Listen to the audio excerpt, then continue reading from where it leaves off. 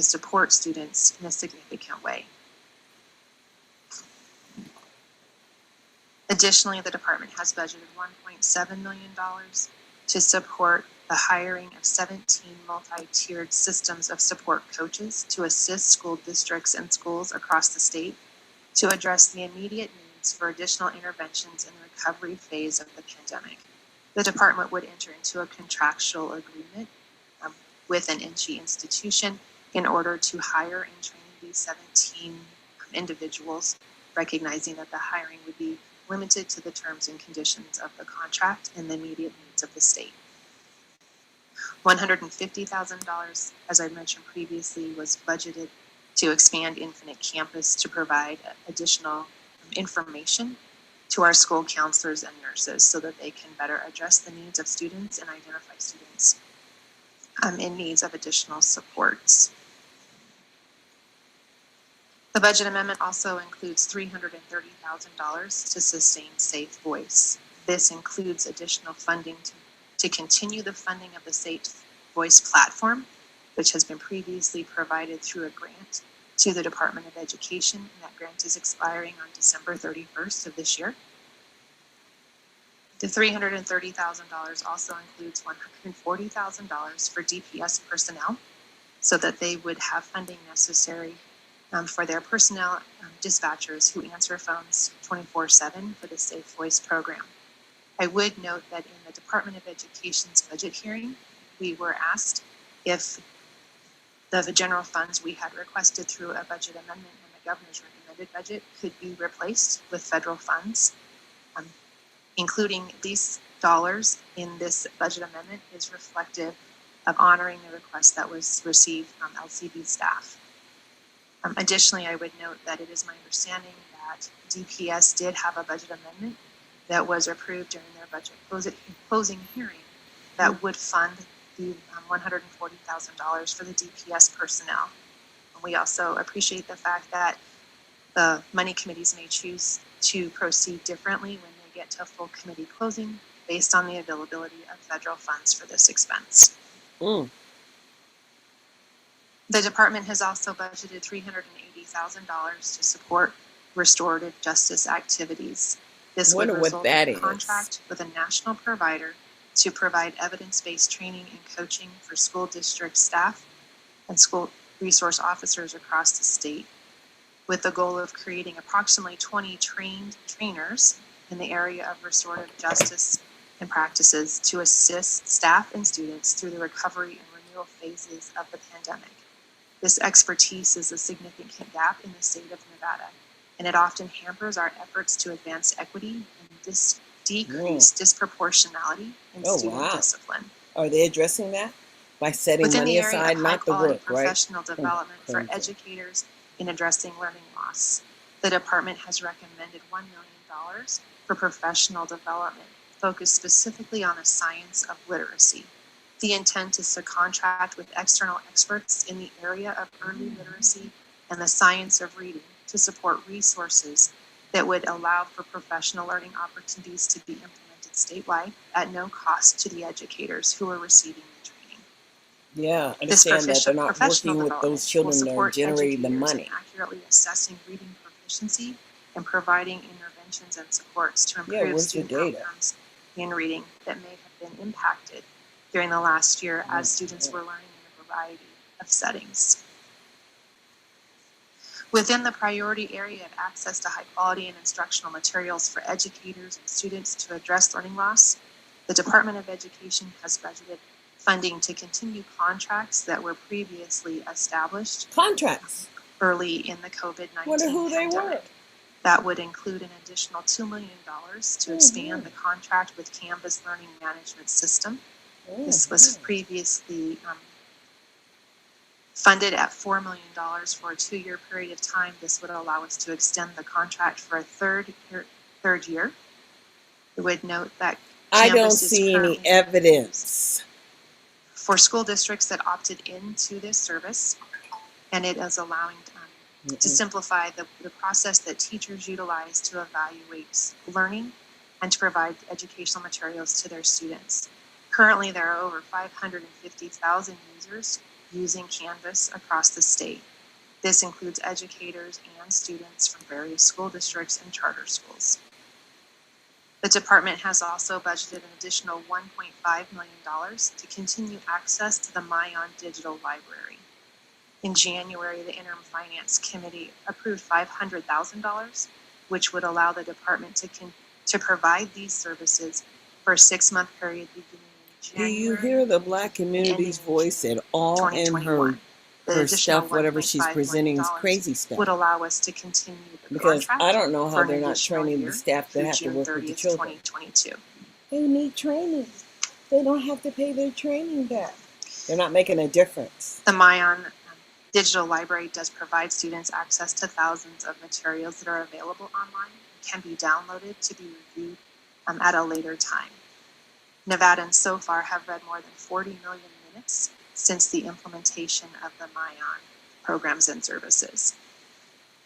The department has also budgeted $2.2 million to continue the Discovery education experience. This proposal would extend the existing contract beyond its current expiration date into September 2024. Contracts are an issue. This platform keeps students connected so that they can continue learning whether they are at home or at school. And it provides additional information on a wide array of subjects, including math, science, and social studies. To date, 95% of all schools in Nevada have utilized this service. Between September 2020 and March 2021, over 15,000 educators and 200,000 students have been actively using Discovery education resources.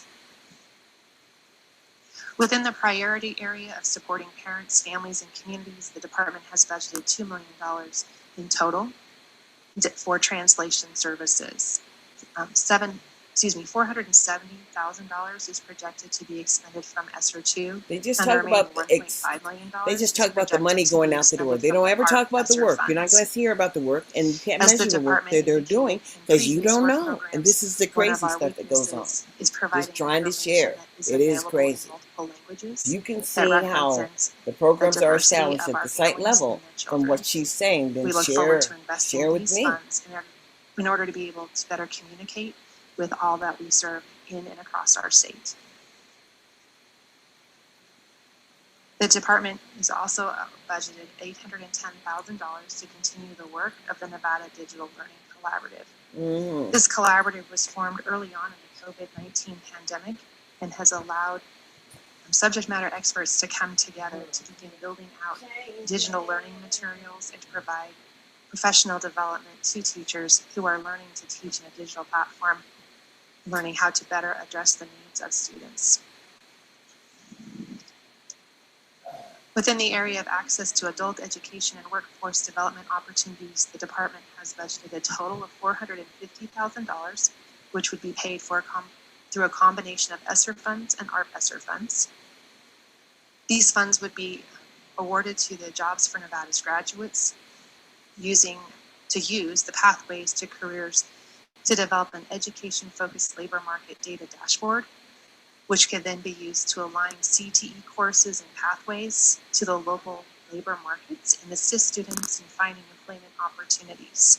This would also result in the development of math curricula, specifically Algebra 1 and geometry, which would be provided to students to support career exposure and preparation, particularly in high-value career pathways.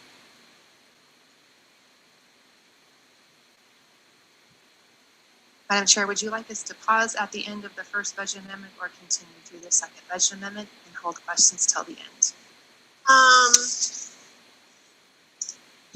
Maybe we'll have some clarifying questions real quick. I know that there are a couple people that would like to get some information. So, Assemblywoman Carlton, would you like to start out here?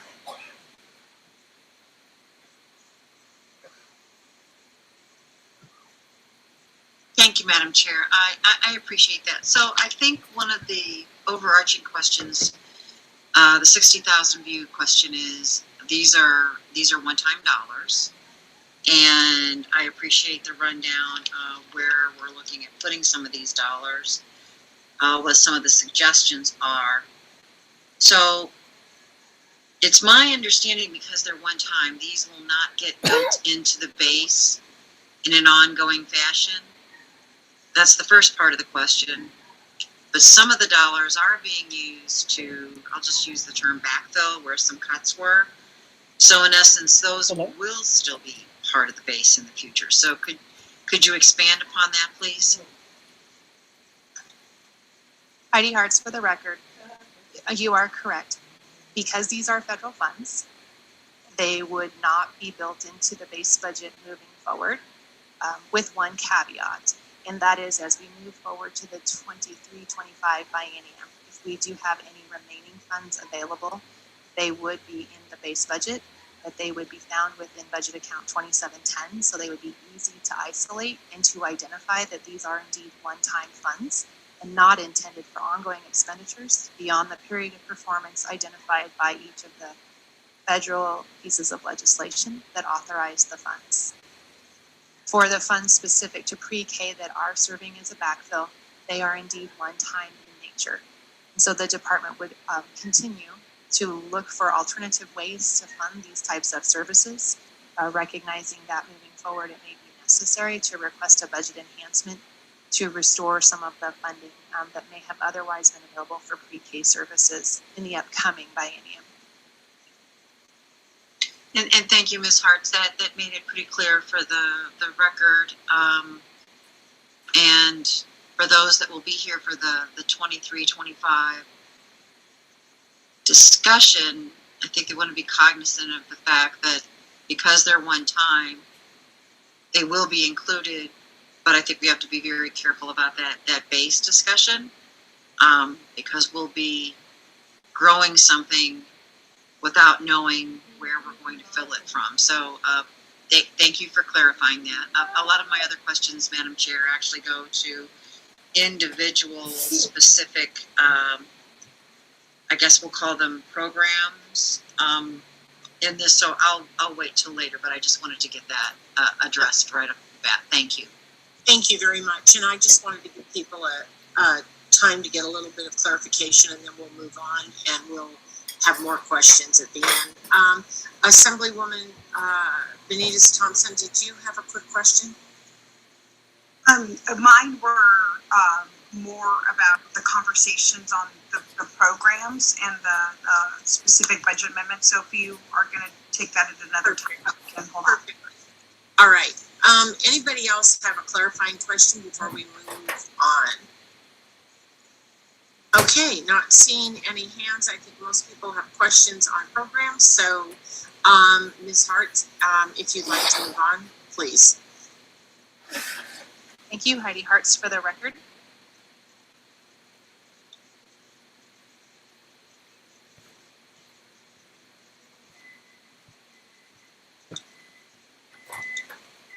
Second budget amendment for presentation and consideration today is Budget Amendment A21585 2710, and it includes funding for the ARP ESSER or ESSER 3 funding, totaling $714.6 million.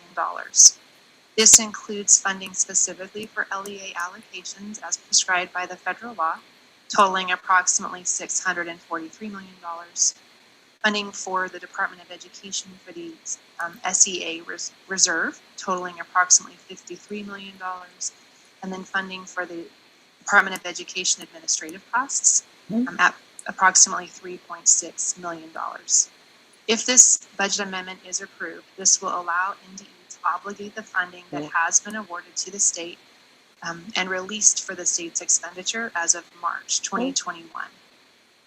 The U.S. Department of Education has been trying to expedite the availability of funding to states across the country while balancing the need to have states submit a formal application for the funding. What has happened to this point in time is that the U.S. Department of Education has released funding for 2/3 of the total amount of funding available to each state, indicating that they anticipate they will release their application sometime this month. Once the application has been released, then the Department of Education will submit its formal response. Upon submission and approval of the application, the balance of the funding will be released to the state of Nevada.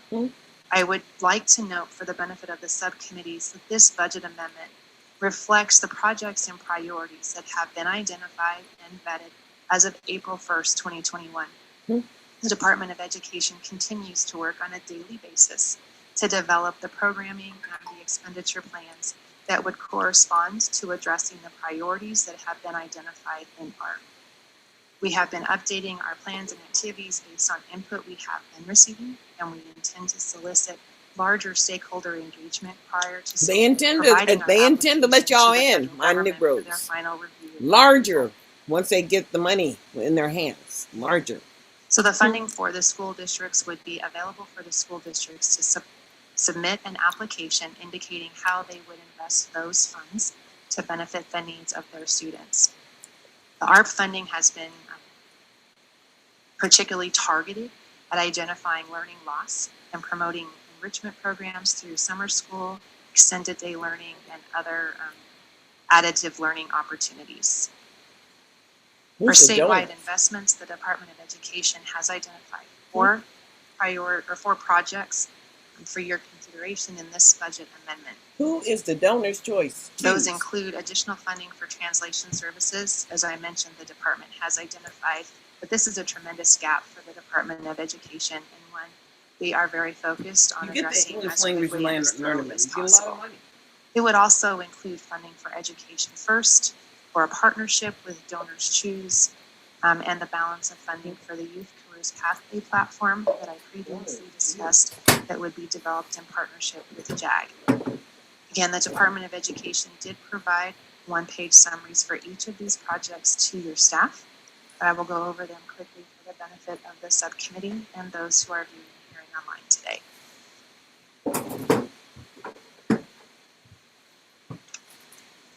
So the Education First is a project that is currently underway within the state of Nevada.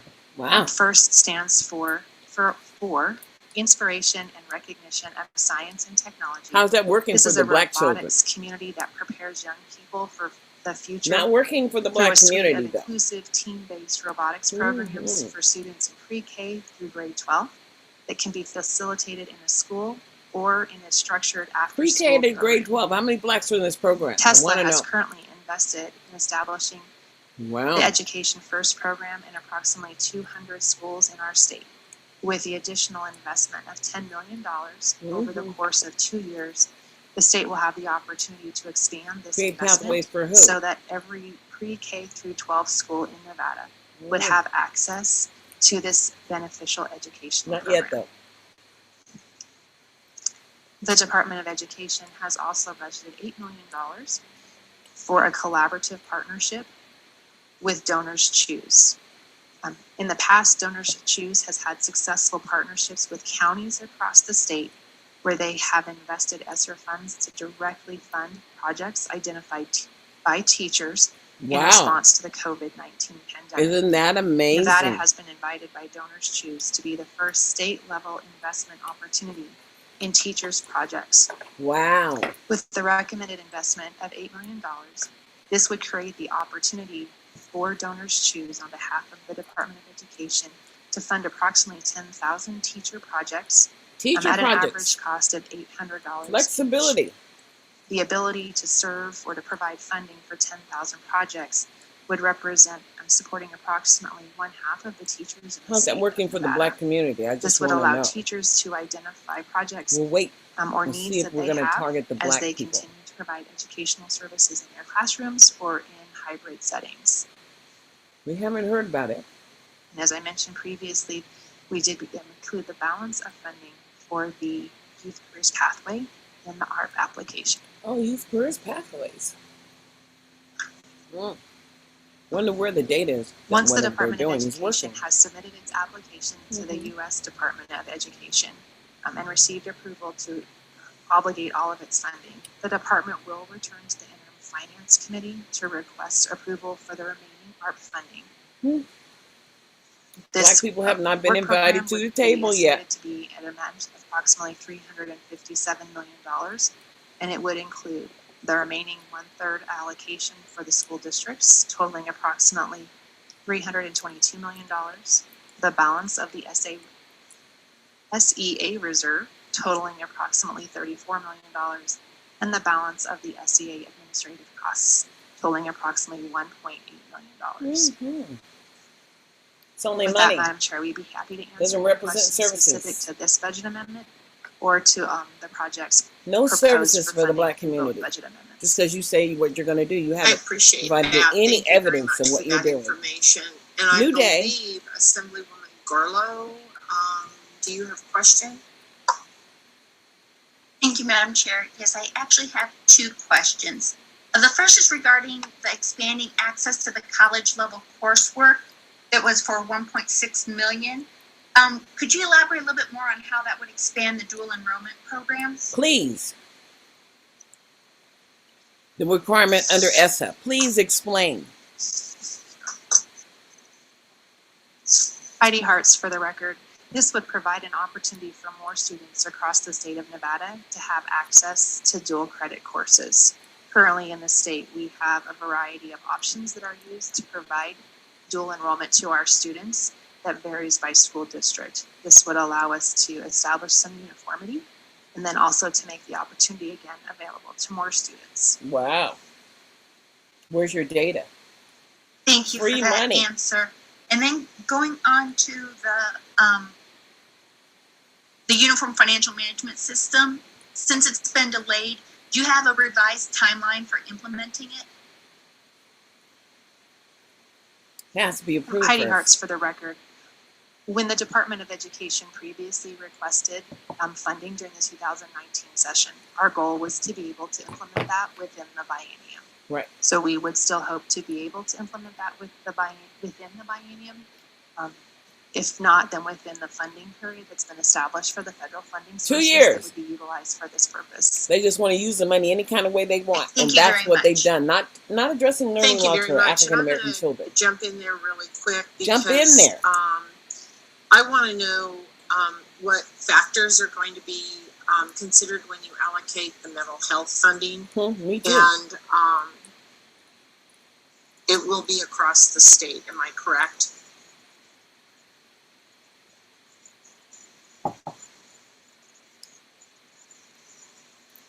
Talk about how you break down the money and everybody Good morning, shares this is equally Christy McGill with for no the services reference. for Some the of Black factors people. that will be factored in, we'll be looking at ratios in need and also availability of the workforce. Workforce So- availability. Can you clarify that? When you say availability of the workforce, do you mean the amount of people that are actually available, or No, she means the number of people in an area. clarify that for me just a little bit, please? Sure, Christy McGill for the record, you are correct. That would be the availability of the workforce and the people that have license that are able to go into our schools. So if we don't have that, if we don't have enough people to use that funding, will that funding sit there as we continue to work towards having the appropriate amount of people? Are they busing kids around to make Christy the McGill appropriate for the amount of record, people? we will also be looking at internships and paid internships as well to move people through the pipeline. So that will be another lever that we can go through. And then also, What's if working for them? you don't have the Not what's ability, working for Black in the people. past, we have moved funds around different districts to where they do have their workforce capacity. Move money. Okay, thank you. I see several people in the queue. I'll go to Assemblywoman Carlton. And thank you very much, Madam Chair. And it's really a follow-up on what you were just talking about. Using one-time funding to hire people. And I noticed It's not in sustainable. the chart that I have that it's just listed under fiscal year 22, not 23. That's right. So if someone could address that, and I just have concerns that we're going to go out and try to hire people, but we're only going to fund them for a couple of years. A lot of folks don't want to take a job. They're not trying to for just 2 years. They're not trying So to could you address that provide also, services to the please? children who are generating the dollars. They're just not. Heidi Hartz for the record. Heidi Hartz. With respect to some of the contractual services that we have anticipated in the upcoming biennium, specific Contracting. to our COVID-19 Big business, response and recovery harvesting. efforts, Black we children. have identified funding in fiscal year 2022 recognizing that that will be our first priority and our most emergent need. Certainly, we want to make sure that we have sufficient resources available as our children return to in-person learning, either during summer school sessions or in the fall when the academic year begins. Certainly, if funds are not expended in fiscal year 2022, then we would balance them forward into fiscal year 2023. Again, our priority right now is to address the most emergent Keep it working needs that for we you. anticipate will exist as children are returning to the classroom. Mm-hmm.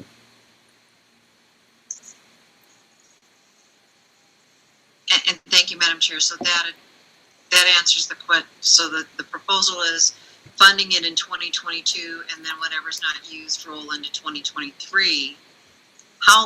It doesn't roll How over. long are the contracts that you're going to be setting up with these mental health professionals? Are they just 2-year contracts? Mm-hmm. That's a joke. They have no intention on implementing special education law here in Nevada. For the record, that will be based on district decisions. Districts contract for mental health professionals sometimes a year or 2-year basis based upon their pipeline. Also for the reason of billing Medicaid in these 3 years of getting districts to bill Medicaid to sustain mental health professionals will also be an important lever. They need to know how to do the work. Okay, thank you very much, Madam Chair. I'll have other questions as we get further into the Please do. discussion on some of the other items. Thank you. Absolutely. Thank you very much. And I see that Senator Kekeffer has a question, and then Assemblywoman Kadeki. Hey, Madam Chair, I want to take sort of just a quick step back and talk a little bit bigger picture. So I want to understand, I think, what the plan and expectations are for moving into an executive budget account for these funds. So obviously with the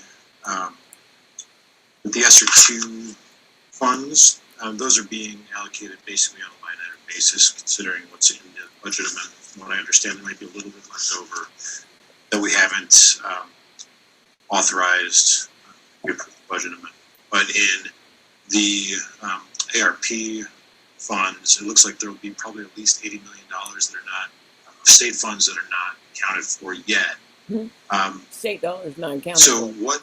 I mean, I guess what's the expectation for how those funds will be authorized in the future? Do you Instead expect of us carrying to on just the Title authorize I them on money, a sort of a gross the amount ESSER money, during the legislative year up session money? and then come back through IFC for transfer authority? Or how do you see this rolling out over the next 2 years? Please. Heidi Hartz for the record.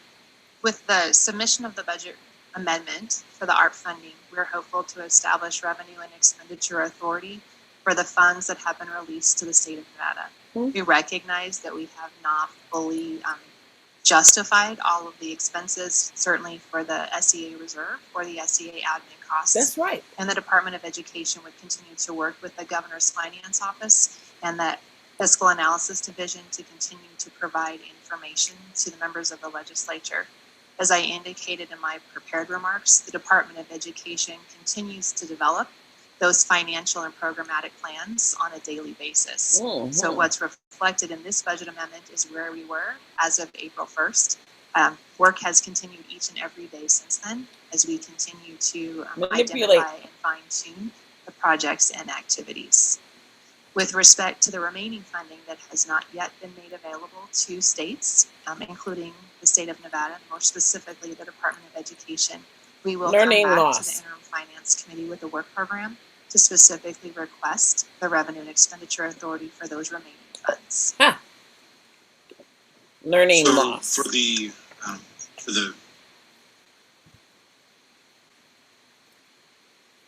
so I'm trying to make sure I understand. So the we've got about in the allocation that we currently have in the ARP, it's about $53 million. You're expecting another 34 after that. So do you expect to ask for specific authority for programs or specific expenditures for that first allotment before the end of session? Heidi Hartz for the record. While the Department of Education would hope to be positioned to do that before the session ends, we are reliant on the release of that federal application from the U.S. Department of Education. Not happened yet. Until we can see what's in the application, and what, if any, additional clarification they have provided regarding the expense of the funds, we are in a holding pattern. Provide the data. So if in an executive budget account, if we just provide like a sort of gross authorization, revenue and expenditure authority to the department, if we're not then transferring those funds into a state agency, they don't even really have to come through IFC, right?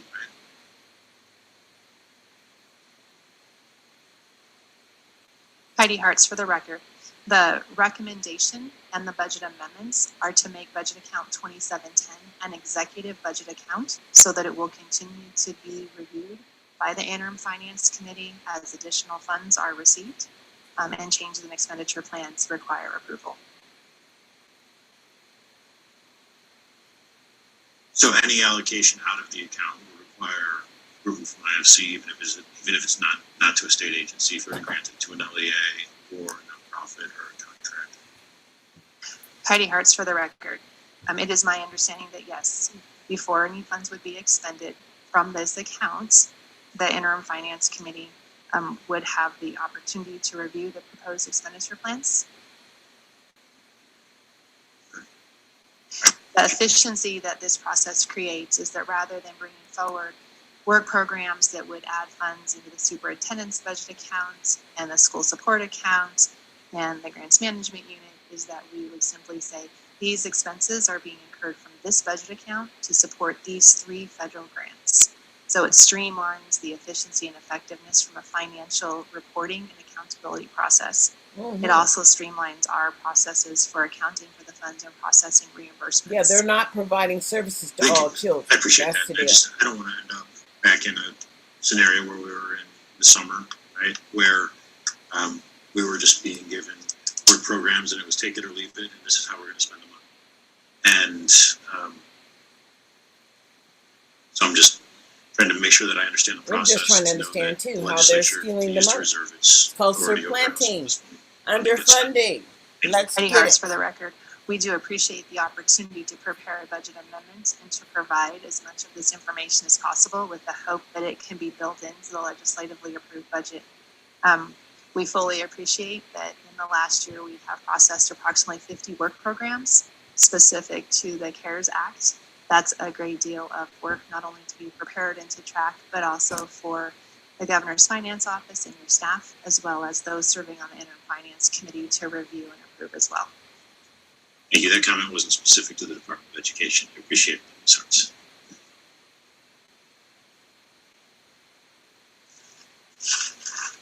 Thank you very much, Senator Keffer. I believe Assembly Woman Hudagi might be in the queue.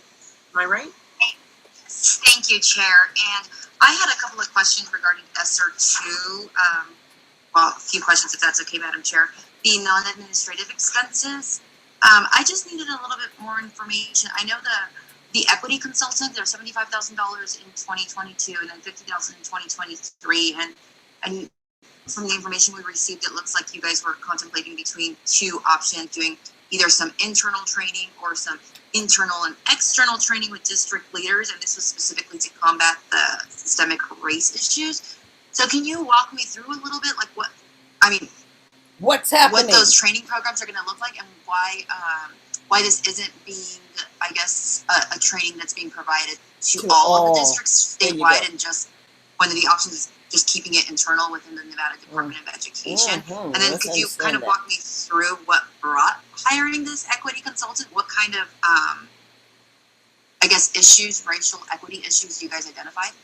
Yeah, let's hear it. Great. Thank you Should for we the hear question, State Superintendent Joan Ebert, for the record. Not only the pandemic, but also the social components that were brought about with the death of George Floyd. And be clear, you don't want to talk about Black people across the entire state. What we needed to do first as a department is step back and hold the mirror up to ourselves and our staff and how we're supporting schools and what our values are and beliefs, and take that work. So we actually used prior grant funds to work with the National Equity Project this last year. We all, and every single staff member in the department participated. It was very engaging and eye-opening to see where our own biases exist and where we needed to grow. So from that learning, and with the opportunity of these funds being made available, we are going to go deeper as a department, because just like in an airplane, when it's going down, you put the mask on yourself first and then you help others. So we're building our capacity as a department and then expanding it out across the state. Yeah, right. We do have specific superintendents that are poised and ready and have been doing this work that want to expand within their school districts. So we're using the department, district leadership, also into the classrooms. Now, that being said, that's just one piece that we're presenting to you. The school districts themselves are working from the ground up with their principals, with their teachers, to change the system. And for the Department of Education specifically, we are looking at policy and practices, removing barriers for our students. You still didn't say what so it was. They can succeed and become productive citizens within Nevada. Well, they're not doing it right now. Thank you, Superintendent Eber, for that answer. That's very helpful, and I appreciate you guys taking the initiative to get this training done. I have another question on the non-administrative expenses. Then the 17 coaches to assist districts in, I guess, in writing additional intervention for COVID-19 pandemic recovery. What does that intervention look like? This is just so I have some clarity. I know it's $850,000 in 2022 and $850,000 in 2023 for 17 coaches. And these coaches are supposed to provide immediate need for COVID-19 intervention. What does COVID-19 intervention look like? Good morning. This is Christy McGill for the record. And one of the lessons we learned with COVID is when schools had multi-tiered systems of support in place, they were more equipped to take on the different needs of students and staff. So we're taking this lesson and applying it to districts and schools that want to learn and go deeper into multi-tiered systems of support. Multi-tiered systems of support is a systematic way to address tier 1, which is universal good practices like good teaching and prevention. Tier 2 is when a student or group of students start to struggle. There are immediate interventions for that student. And then tier 3 is that clinical intervention or really intense intervention that meets the need of the student. And so to make sure that we have equitable systems is we want to walk by the sides of our districts and schools and help them build these multi-tiered systems of support.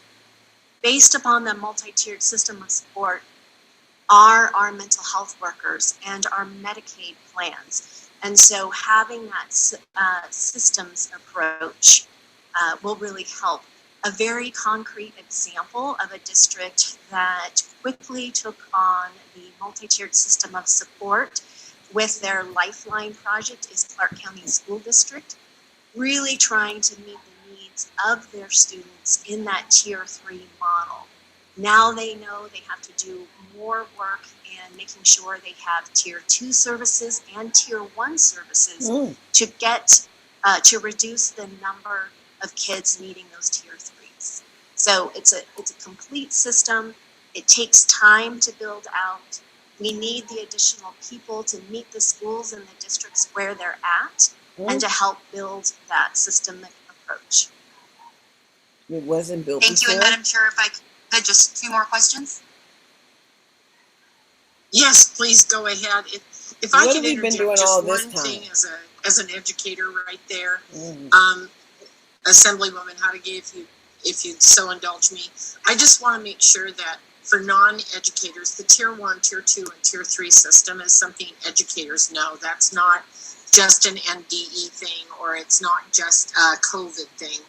That is actually a system that we're aware of. So I just wanted to make sure, if I could add that remark. Go ahead, please, Assemblywoman. Thank you, Chair. I want to jump and then go to the incentivizing pathways to teaching program. I know you said that this would help strengthen the teacher pipeline, but could you give me just a little bit more details about how this is going to work? And specifically, I'm more interested in how candidates are being selected for this program. That's right. Because this is Title I money. This is federal dollars. Go ahead, explain, please. Thank you, Superintendent Ebert, for the record. As we actually have heard, these people are not what working we know with the across children our state is that who are as struggling. people who want to enter the profession of teaching, we Just have 'cause they want- non-completers. They want to And that is because pay. of the student teaching component. Oh, They no. either have to quit their jobs that they currently have.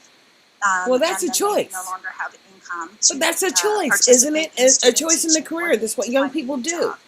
And so this is for those students who will become educators in that last year when they do their student teaching. This provides a stipend, just like in the medical profession when we have people going to become doctors, they do have stipends that are provided.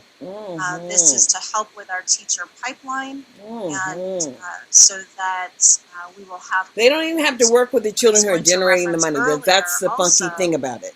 Was that we had testimony in Senate Education. Of course, you brought who you wanted to bring. Forward for support staff within school districts. They would like to become educators as well. And Just because they like to do it, then they don't have to work with your children. You hear me?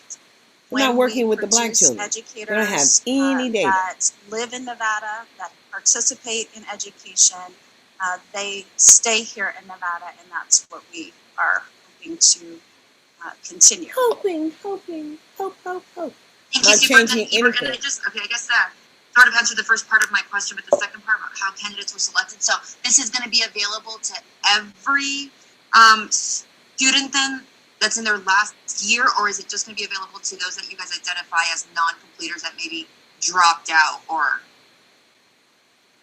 Heidi Hartz for the record. At this point in time, our intent is that educator preparation programs would apply for the funds based on the number of pre-service teachers that are expected to begin their student teaching experience. Each program would then be responsible for the distribution of the funds to the recipients within their Zero program. accountability. You would Once also again, note that the department does intend for free these funds money, to be used 'cause in it, conjunction states' with rights the is Teach real. Nevada Scholarship and any other grant scholarships that may be available to these students. If accepted, each student who receives these funds must obtain a teaching license and seek employment in a public school within the state of Nevada. So those parameters would be established between the Department of Education and the educator preparatory programs that would be receiving the funds. They would in turn establish those criteria with those students that they would be awarding funding to for this purpose. Okay, so then it's the Incentivizing Pathways to Teaching program is giving money to the education prep programs, and then the education prep programs are establishing the requirements for the students who will receive the funding. Did I get that right? Heidi Hartz for the record, yes, that is the way the program is contemplated for implementation at this time. Okay, perfect. I would be curious once this program's up and running just to see how the students, because I'm assuming each education prep program is going to set different requirements or parameters around how they select the students to receive these dollars, these stipends. So I would be interested in seeing how the students are selected once it's up and running. If that's information we could get provided to us. And then just my last question, Madam Chair, it's just with the Strategic School Improvement Planning Platform. Could you just walk us through how this will actually improve K-12 education? I know you said it's going to support efficiency and, but I'm not being in the education for I'd like to just get a little bit more information. I know you said it was moving from paper to electronic, which is fabulous, but if you could just give me a little bit more information on how it will improve education. So the Department of Education has been working with school districts and schools across the state to identify their school improvement plans, both at a district and a school level.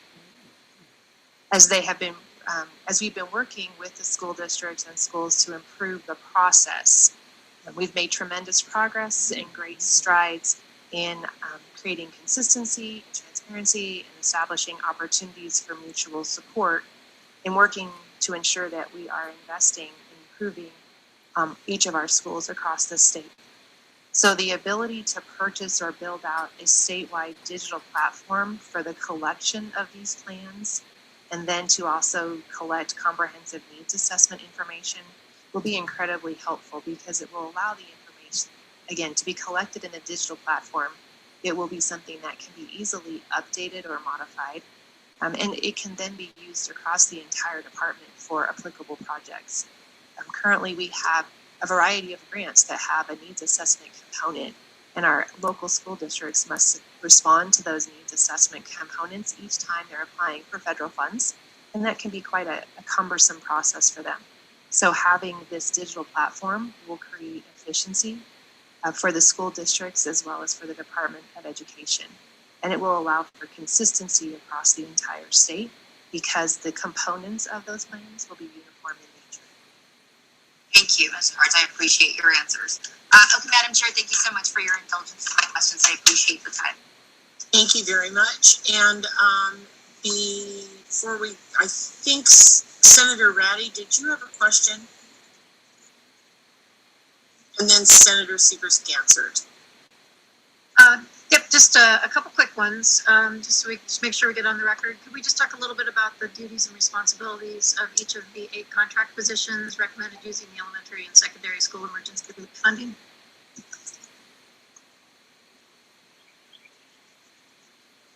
Heidi Hartz for the record. So the duties of each position would vary by the position type.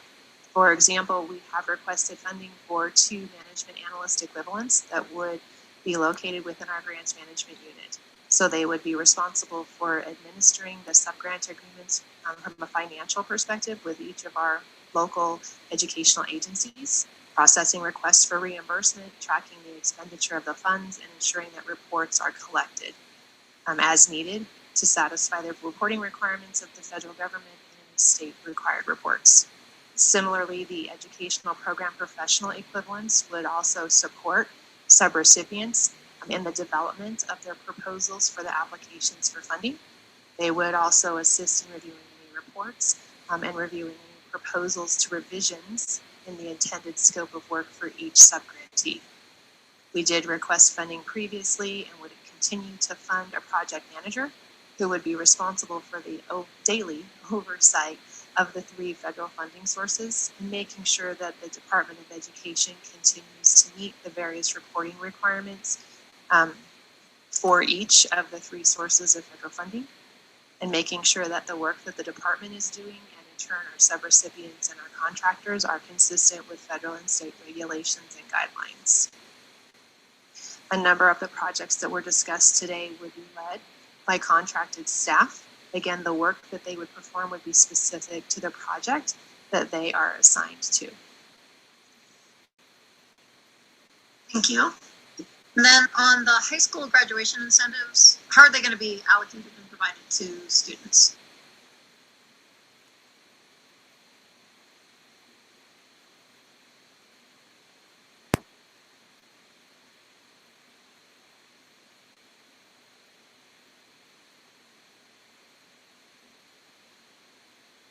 Heidi Hartz for the record. The Department of Education is still working with our school districts to identify the best way to administer these incentives to students who are choosing to continue to attend school in the 5th year in order to obtain high school graduation. Okay.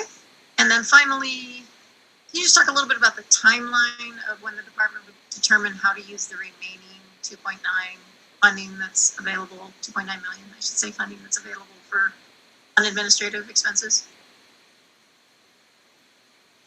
Heidi Hartz for the record. I believe you're referring to the ARP funding. And as I indicated, the Department of Education is building out our budgets, proposals and program proposals every day. What's reflected in the budget amendment is reflective of where we were as of April 1st of 2021. The final expenditure plan and program plan will not be determined until we receive the application from the United States Department of Education. We want to make sure that whatever plans we have moving forward are in alignment with any additional requirements or expectations they may establish in that application process. U.S. Department of Education has indicated that they hope that application will be available this month. TBD, basically, is where we are on that. And I appreciate that. Thank you very much. I believe Senator Severs-Gansert had a question. Thank you, Chair.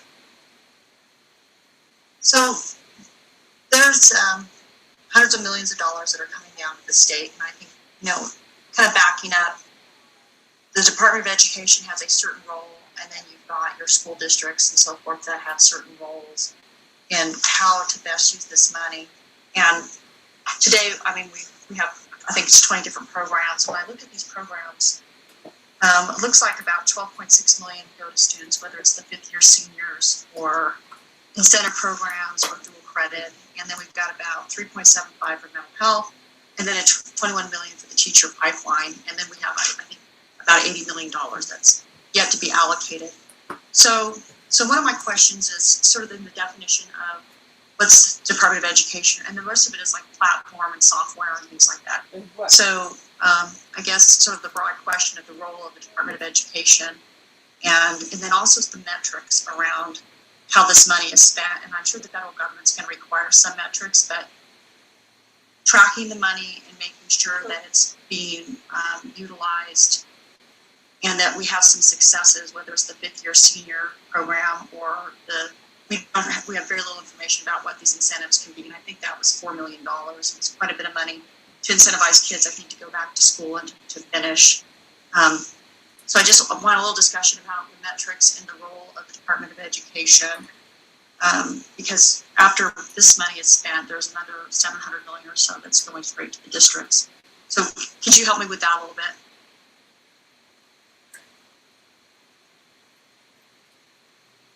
Thank you for the question. For the record, Joan Ebert. So we have many moving parts, right? And I think I know you've alluded to many of them. We have, almost in this last set of funds, it's total almost 1.1 billion. Those funds are much different from the first two set, ESSER 1 and ESSER 2.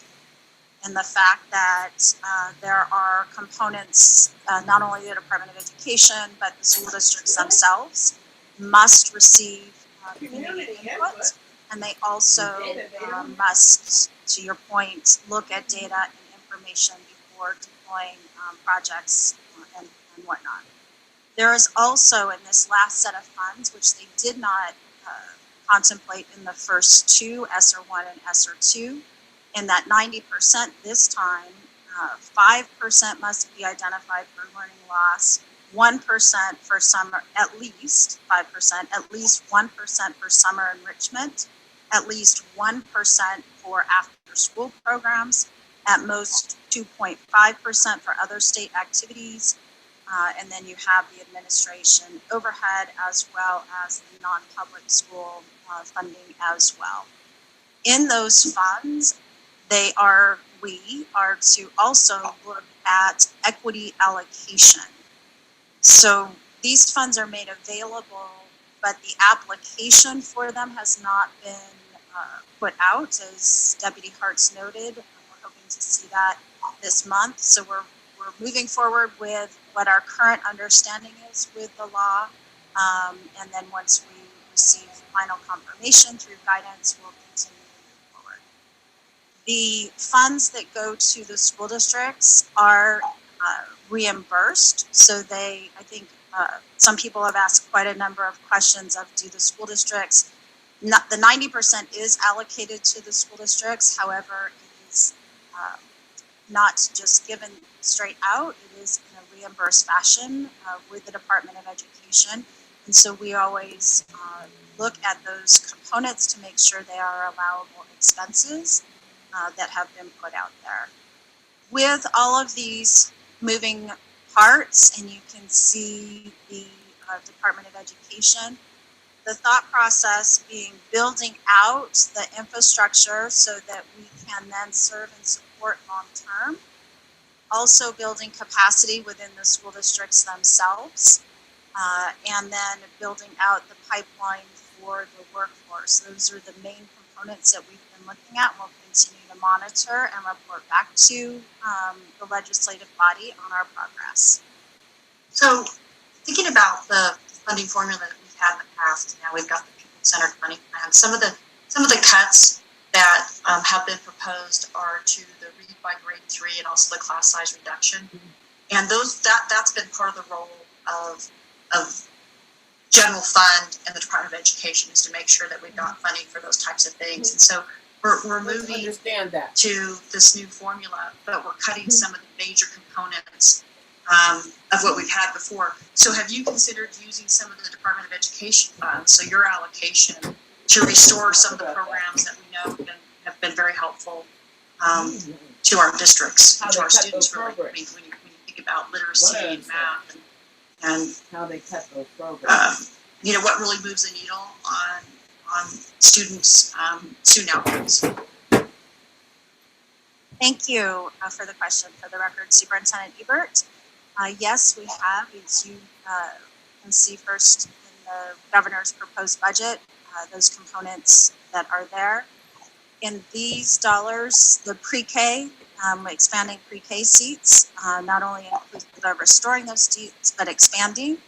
We also, with the Safe Voice, and previously during one of these meetings recommended that we look at those dollars as well.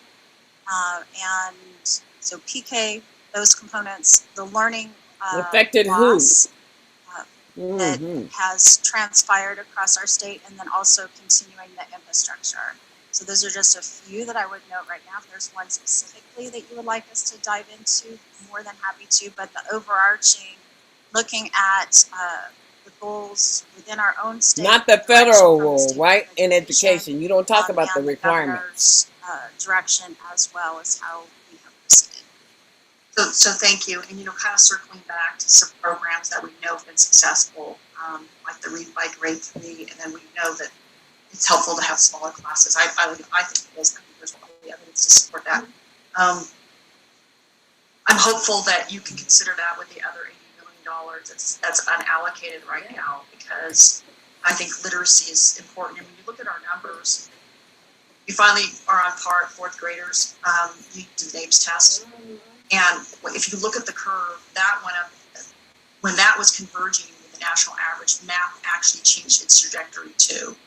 And so, and I know we've done more than that. I know we have no services for all children. The Zoom schools, and that's part of the equation. But that thinking about students being able to read, like grade 3, if we want to change the trajectory from now on for those students and students who follow, it would seem to me that those are super important programs that should be considered, and they're not here. We have all kinds of programs, and not that much, to be honest with you, are around our current students.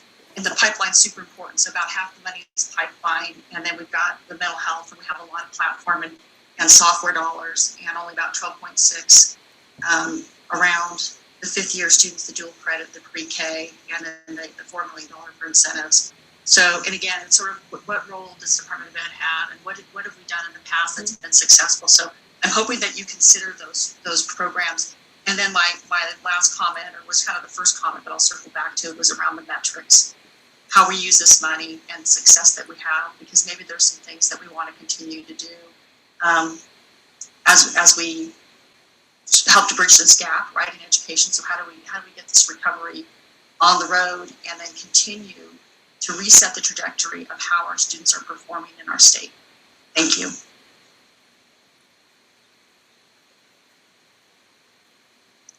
Thank you very much, Senator. And I would just like to make sure that we get on the record that we have not cut read The by grade superintendent tree. said And I you all couldn't cut agree it. any more with you that how important those funding mechanisms are. We have not cut those. They are now encapsulated into that new funding formula, Senate Bill 543 from the 2019 session. So I just want to make sure that we go on the record that those listening to us are clear that we did not cut that funding. Madam Chair, I thought it was cut $31 million. I thought it was restored and then backed out $31 million. So maybe this can help with that. Mr. Hartz?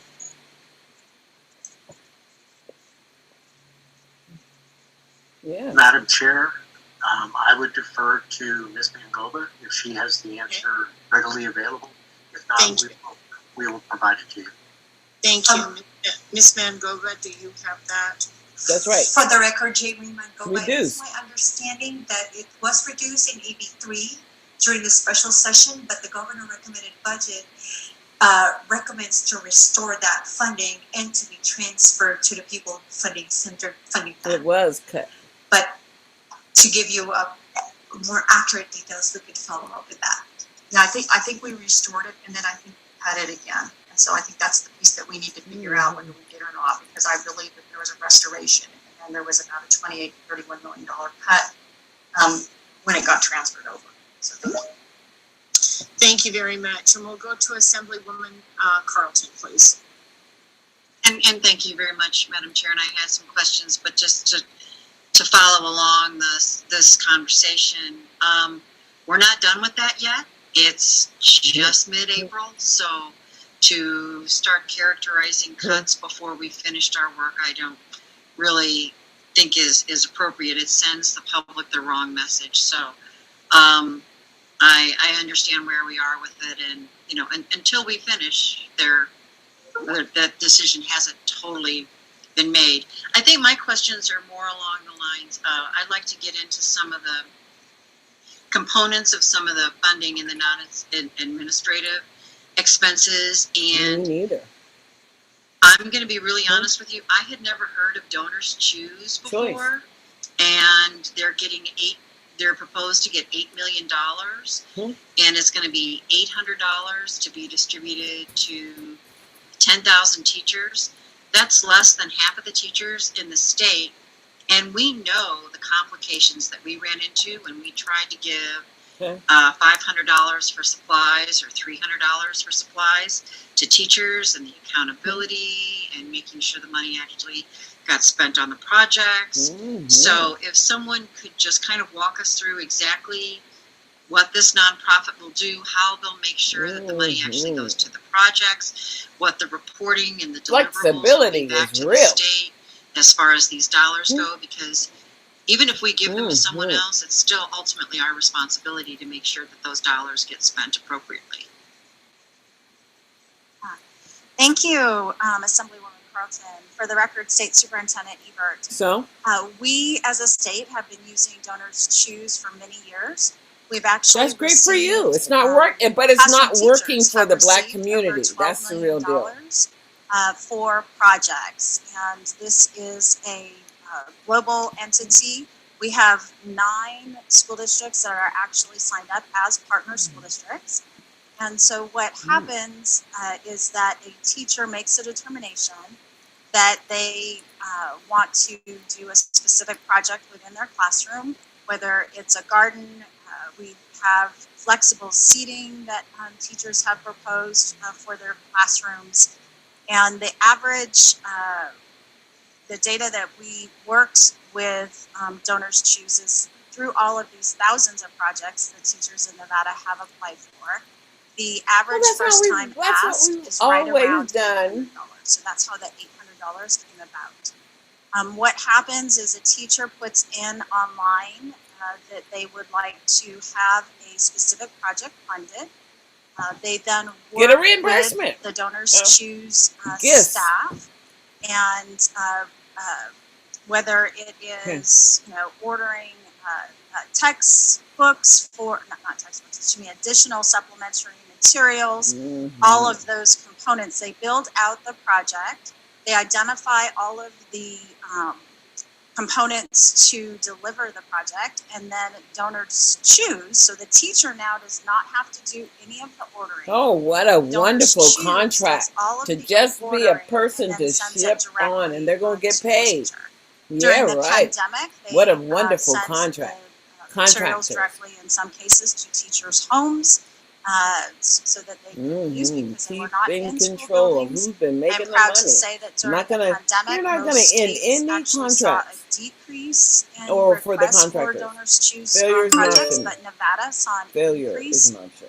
During this time. And so a few things, and being an educator, as you know myself.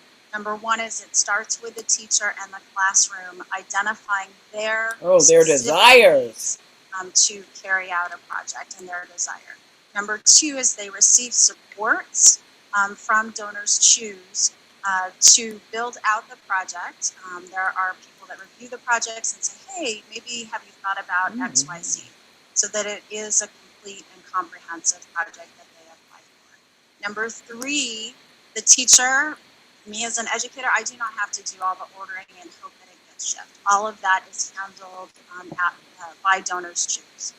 Number four on all of this, which is really critical, is that through these projects and having it linked through Donors Choose, there are specific donors, and we're hoping that it will be amplified for our educators, that donors at times target specific projects. So most recently, there was a private donor that wanted to specifically target social justice projects. So Donors Choose has the capacity to look across all of those projects that teachers have submitted, and that donor funded every single project from a teacher that was in regard to social justice. You'll have people that target gardening projects and other things as well. So we're hoping that this initial investment in our teachers actually having their projects amplified will then double the funds that teachers receive in Nevada. And thank you, Ms. Ebert. I appreciate the long answer, but I just need to get to the other questions too. So, but there was nothing in there about the deliverables. So we're going to be giving them money. In the past, it has not been state money. They've done it through private donations. So now the state is actually going to give them $8 million. They'll be providing us all the documents on how the money was spent. Superintendent Ebert, for the record, yes, project by project. Okay, thank you very much. I appreciate that. On the I know we go somewhere, and then every time Lydia the inspiration and recognition funding. 16 days. So it's my understanding that it's going to kind of continue what Tesla has sort of been doing in the STEM programs across the state, and it will be across the whole state. Is that correct? Superintendent Ebert, for the record, that is correct. Thank you. Sharing the money, always sharing equally. And when I'm looking at the Career Pathways platform, it's developing an education-focused labor market data dashboard. That's very similar to a lot of the work that Owen does and Dieter does. So I was just wondering about if we needed something like that, would it be better to partner with the folks who actually do this, and what was the thought process behind doing it here and not in the other agencies if this was needed? Superintendent Ebert, for the record, so it is in collaboration. We work very closely with Owen. I do not believe they're positioned to do the complete project that we're asking, but I will double check with staff to ensure that it is number one, yes, we are working collaboratively with Owen, and that number two, check that Owen cannot do the work that we're asking. I will verify that. Okay, we are gonna subcontract that out again, so I always just wanna make sure that if we're going to contract with someone, if there's a state agency that can perform some of this for us, it just helps us take those dollars and make them go a little bit further in another area. And also in some of the conversations earlier, there was some talk about translation services. And we have the Office of New Americans. And I was just wondering, has the Department of Education been partnering with the Office of New Americans to possibly get some of those translation services addressed? Because I know it has been an issue that has been bubbling up over the last couple of years. Superintendent Ebert, for the record, thank you for the question. The state has 3 contracts with translation services that we use.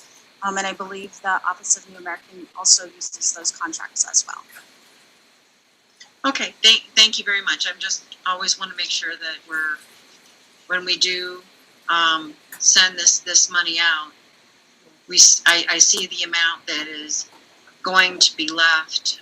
With that, I'm a little concerned about just the half of the amount of teachers being able to apply for this, but it seems as though that not every teacher would actually have a project, and these are all fairly small dollar projects. So my only concern is the same that we had when we did the supplies, to make sure that the money actually gets spent on the projects. Everybody wants their fair share.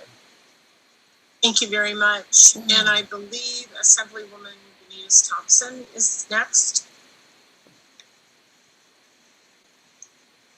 Thank you, Madam Chairwoman. I'm going to be so quick because I know we're racing up against the clock. So I think there's been so much good conversation, and I just wanted to, get my 2 cents on the record. So one, most of these just so needed, absolutely in love with the projects, and excited about the fact that we're gonna be able to have pots of money to spend on some of these things.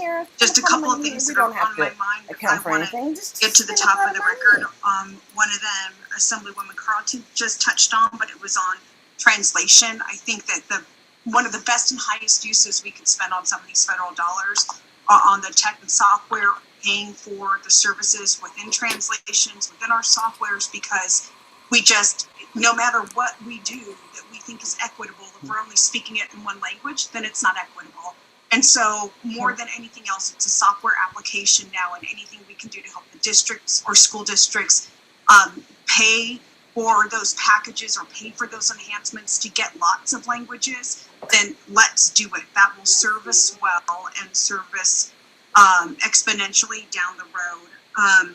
And I see that there's one pot of money in 2020 for that, and then another pot of money in 2023. So if I was going to ask a question of the department, it would be, of those dollars that are being allocated, which look to be about $2 million, how far does that get us in terms of translations? I see grade report cards, but I don't know if that means just report cards for one district, report cards for 2 districts. So if there's some way that I could get some way to quantify how much those dollars, that $2 million, will move us forward in terms of translation equity, that would be helpful, so I have a way to hold that in my head. Second would be, I think you've heard me say this before, I'll say it again, also something that Assemblywoman Carlton just touched on, but in general, when it comes to the nonprofits, it's always, I'll say fruit of forbidden tree, although I don't think that's the best an analogy, but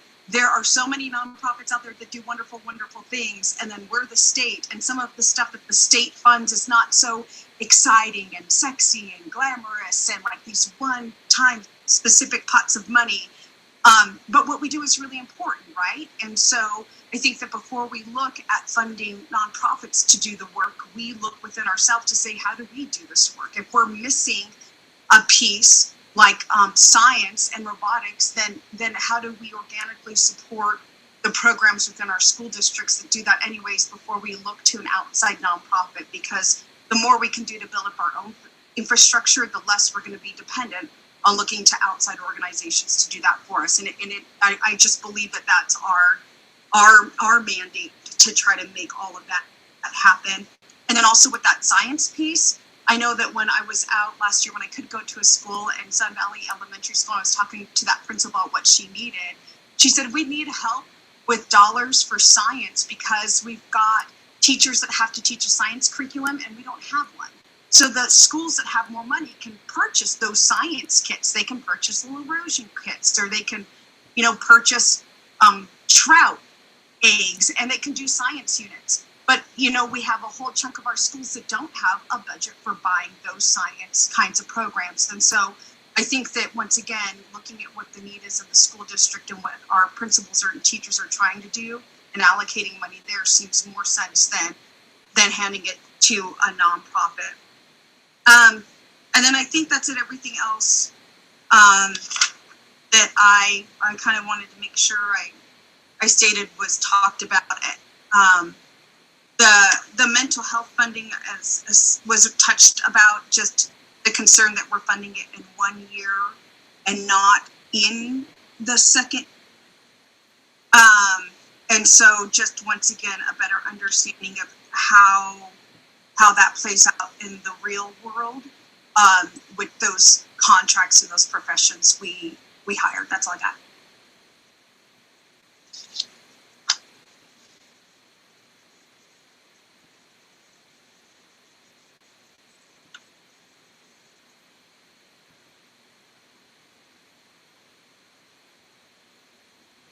Superintendent, did you have a response to that? I know there was a lot in there. It's okay, Madam Chairwoman. I didn't need a response because I know we're running up against the clock. I just wanted to say, here were my thoughts. And okay, got it. Okay, thank you. Additional questions from anyone on the committee? Okay, I'm not seeing any more hands. I don't see anybody needing to ask their questions. So with that, I thank you very much, Nevada Department of Education, for the information and the overview. And I'm sure that this will be on the agenda at a later date. And with that, we will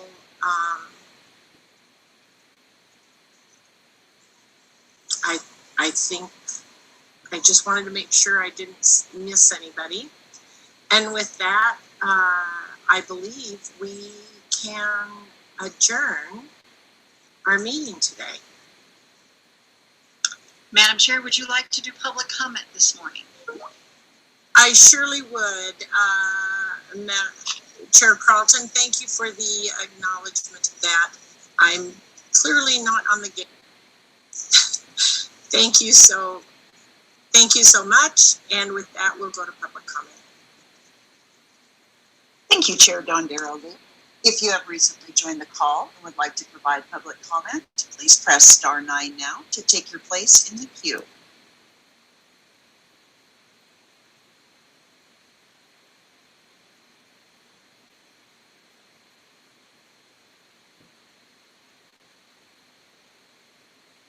Caller with the last 3 digits of 577, please slowly state and spell your name for the record. You will have 2 minutes and may begin.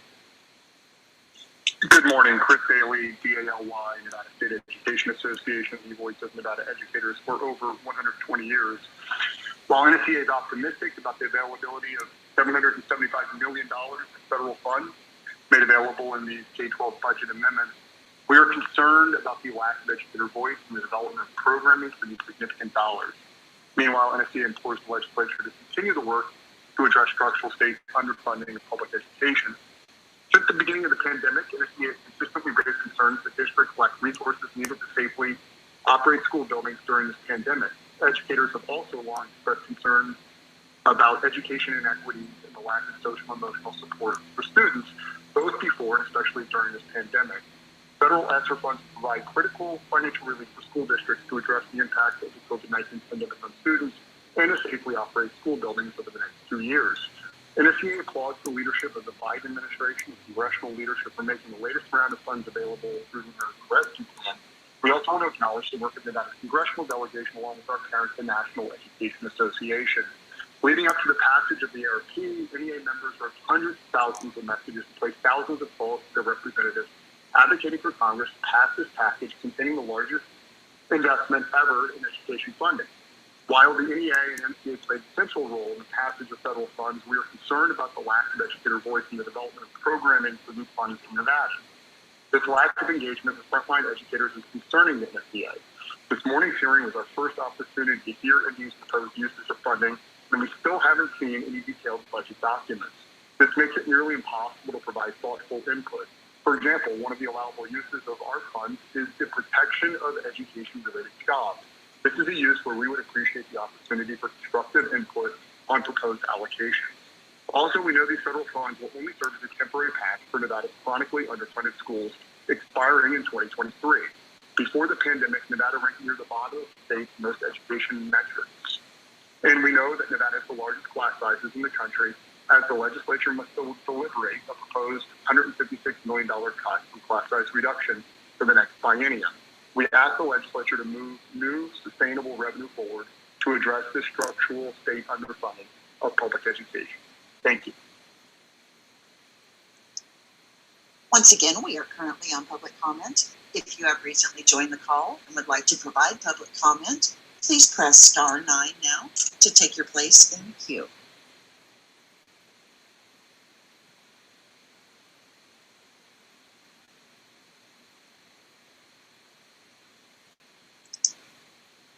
Chair, there are no more callers wishing to provide public comment at this time. All right. Well, due to the lateness that we have been on, I'm assuming that most of our public comment callers would have called in. So with that, I would adjourn the meeting and thank you all for your good questions, and we will see you soon on the floor. Thank you.